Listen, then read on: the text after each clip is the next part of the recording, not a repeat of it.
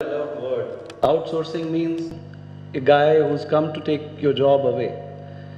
I've just attended a meeting of NASSCOM where we are working on dropping the word outsourcing because it's no longer a sweet word anymore.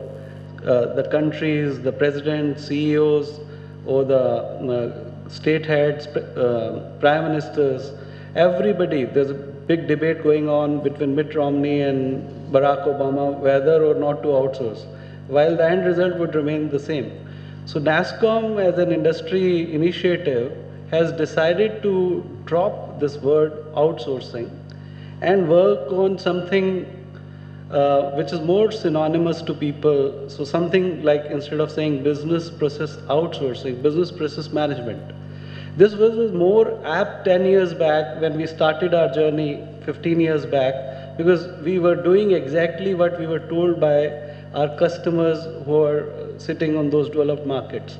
So there was a process A which we were given and we were told to follow exactly the same. Over last few years, as you're all aware, the market has evolved, and so are the service offerings by companies like ours.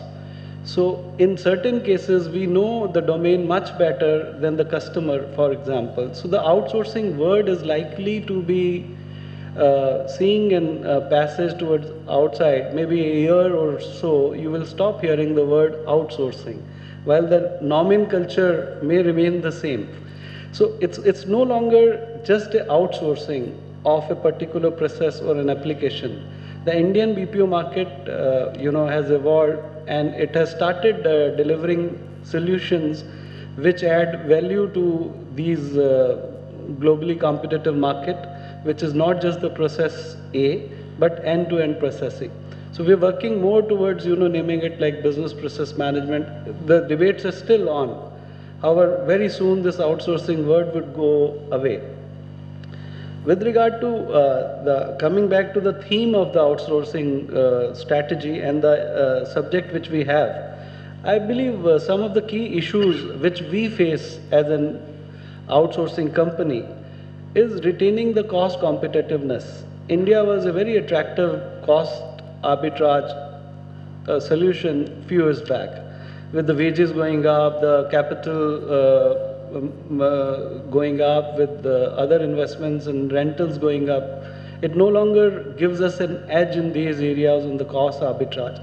So cost competitiveness, I think, remains one of the major challenges for us. Another is, creating sticky revenues.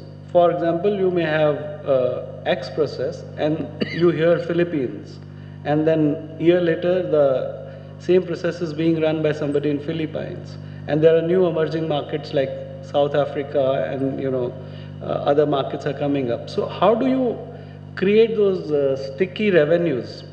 Third, which I feel is, as we have evolved, customers have also evolved.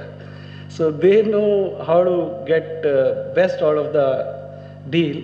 Pricing, which started with a monthly fixed prices, moved on to hourly fixed prices, as now gradually moving to transaction or success-based pricing.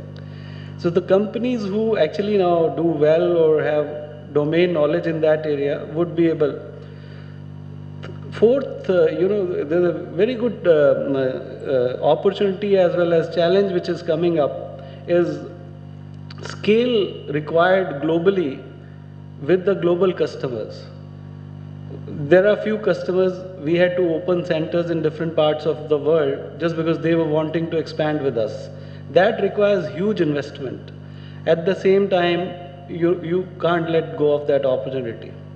In India, in particular, the challenge is now coming is, as we are moving up on the value chain of delivering better. For example, our revenues 2 years back was 93–94% were from voice.